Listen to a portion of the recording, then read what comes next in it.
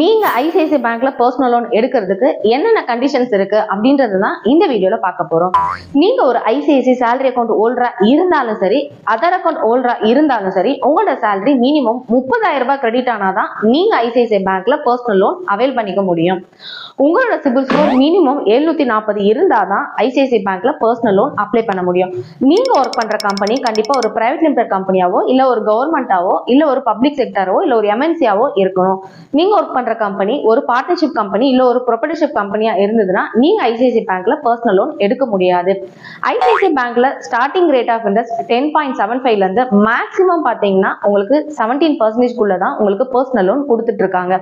ICICI பேங்க்ல loan எடுக்கிறதுக்கு documents என்ன கொடுக்கணும் அப்படின்னு பாத்தீங்கன்னா, நீங்க உங்களோட பேன் கார்டு கொடுக்கணும், ஆதார் கார்டு கொடுக்கணும், pay slip last 3 month, bank statement last 3 month கொடுக்கணும். உங்களுக்கு ஐசிஐசிஐல லோன் தேவையா, நீங்க தாராளமா லோன் டெக்கர் கான்டாக்ட் பண்ணி லோன் அவைல் பண்ணிக்கலாம். தேங்க்யூ சப்போர்ட் அவர்